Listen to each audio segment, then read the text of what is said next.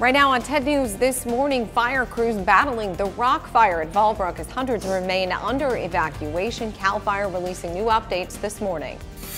We are going to be more humid today with the possibility of thunderstorms. I'll pinpoint when and where we could start to see those storms. Thousands coming out for the Live Well 5K this morning. We are live from the event that celebrates the hero in all of us. 10 News this morning starts right now.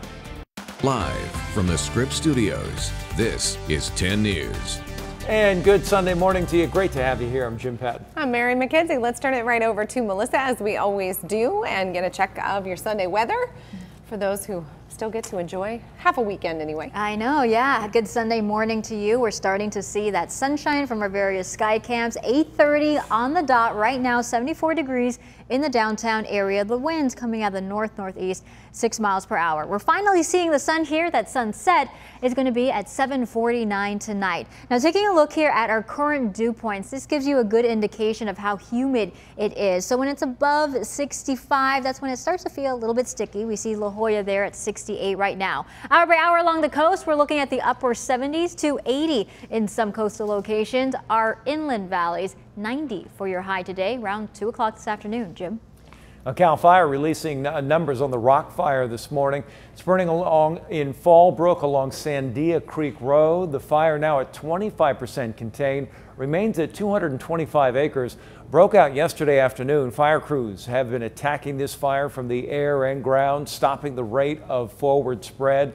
Homes along Sandia Creek Road are under evacuation orders, and road closures around Sandia Creek and Rock Mountain Road do remain in place. We have a full list of those road closures at 10news.com.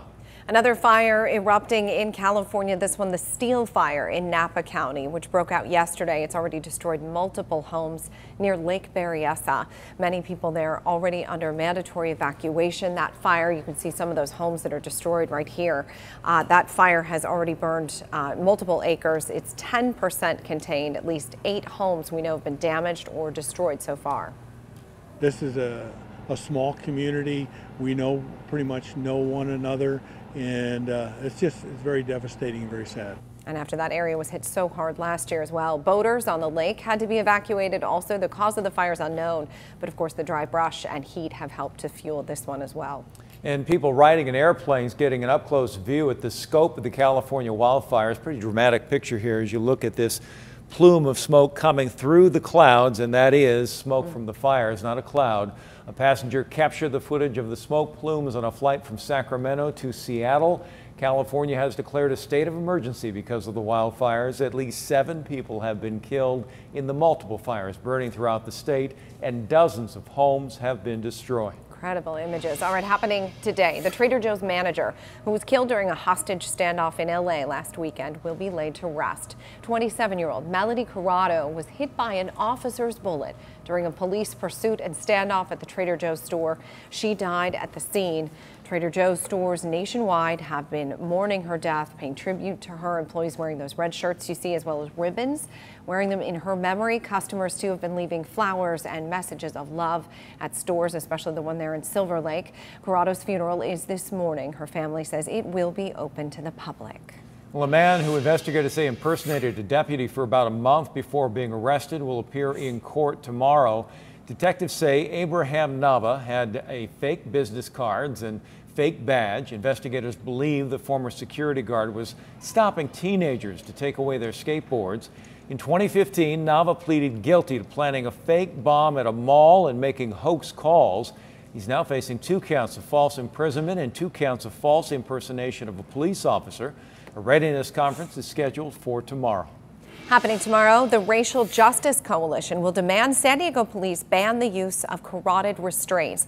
Those are similar to chokeholds but have very different effects. Police tell us carotid restraints cut off the blood supply, which can knock a person unconscious, while a chokehold cuts off a person's air supply, which can be deadly. The group says they've received more than 30,000 signatures on an online petition, which they plan to deliver to the mayor's office tomorrow. This comes just 2 months after a community review board made an official recommendation to the police department to ban carotid restraints in some circumstances, but not all. A murder suspect accused of using dating apps to lure victims, most recently in Los Angeles, has been arrested. but there could be more victims. Police say 27-year-old Danwell Drayton was wanted for the murder of a nurse in New York who was found dead in her home a few weeks ago. Drayton was then found in a Los Angeles hotel room holding a woman captive. Police say he met both of them through Tinder. Police say Drayton may also be connected to the rape and murder of another woman in New York. He's being held on bond in Los Angeles.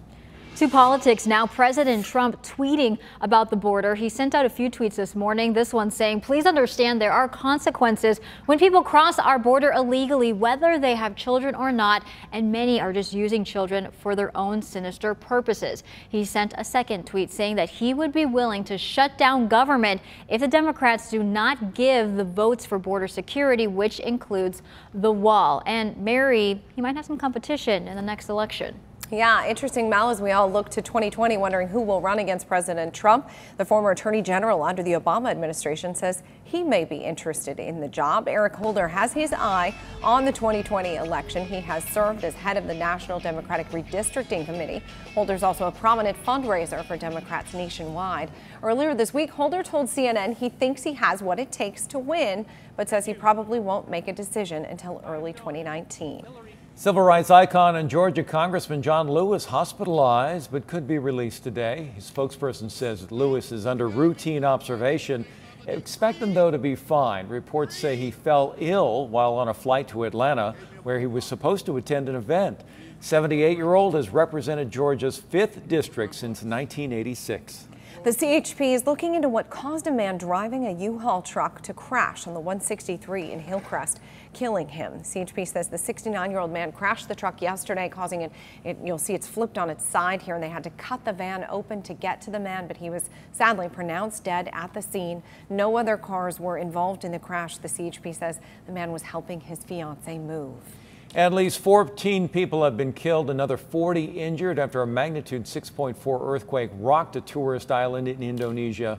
This is video from Lombok Island, about 140 miles east of Bali. The earthquake damaged more than 1,000 homes and buildings. About 100 more aftershocks were felt after the earthquake. Officials are now searching through rubble for anyone that may be missing. A health alert for you if you plan on visiting LA County anytime soon. Health officials are confirming that mosquitoes in the San Fernando Valley have tested positive for West Nile virus. People bitten by infected mosquitoes may get symptoms like fever, nausea, or skin rash. They can last up to a month. Health officials are reminding people to get rid of standing water on properties and also to wear mosquito repellent. San Diego Museum of Man is searching for a new name. The museum announced last week that it has started the process of renaming the historic Balboa Park institution after 70 years. Museum's Director of Marketing and Communications said the new name will reflect inclusivity, equity, and love. One of the names under consideration is the Museum of Humankind. The museum is taking feedback on names from visitors and community members. Plans to launch that new name in 2020. Interesting. All right. Well, this morning, thousands of people in San Diego are walking, they're running. Some of them are just being there on the sidelines to cheer everyone on. It is the San Diego Blood Bank, a healthy, strong community, the goals of today's event. Yeah, we're talking about the Live Well San Diego 5K. And 10 News reporter Laura Acevedo joining us live from Waterfront Park with all the happenings out there. I'm hearing the activity in the background. How's it going, Laura? Yes, there is now a band playing. You know, everybody always asks me, are you running? I say, no, I'm working. It's like the perfect excuse to not have to run this morning. I want to show you, though, there are some people that are already finishing that 5K. They started at 7:30, and they are already done much faster than I could ever do. I want to bring in Nick Mascioni, the Director of Health and Human Services. Thanks for joining us this morning.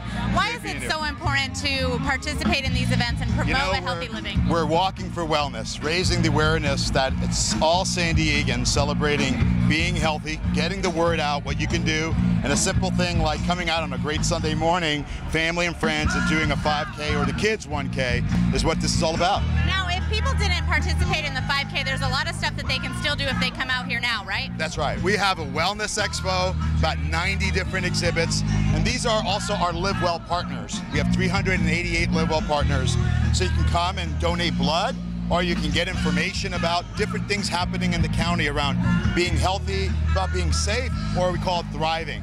What does it mean to live well to you?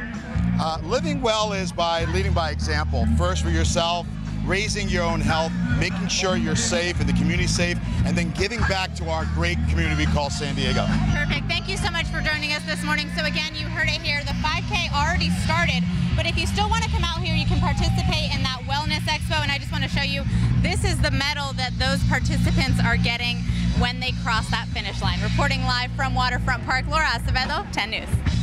Now, San Diego's most accurate forecast. 10 News Pinpoint Weather, sponsored by Mission Federal Credit Union. So just to be clear, she gets the medal, She but she doesn't didn't have to run.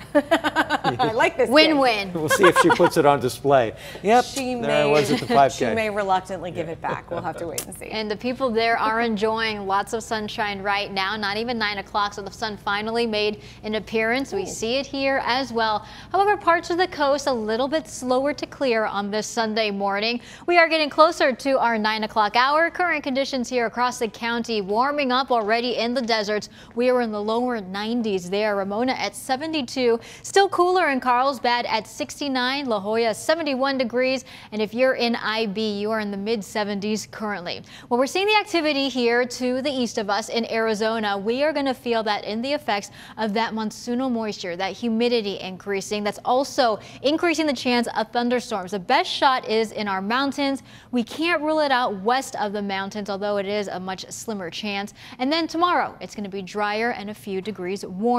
Our forecast highs for today, 70s along our coastline, actually 81 in Oceanside. It is going to be warmer in our inland valleys, shy of that 90-degree mark in Escondido and in El Cajon, La Mesa in the mid-80s. 7-day forecast here along the coast. We are going to warm it up a couple degrees as we get started with the work week. I know many of you heading back to work. Overnight lows there along the coast in the lower 70s. Inland Valley is going to be warm, 90s across the board there. The mountains here looking at the mid-80s today, upper 80s by tomorrow, and the deserts 108 by Monday. So consistent on the 108. 108. A little too hot for me, but yes, at least it's consistent. Thank you, Mel. Mel.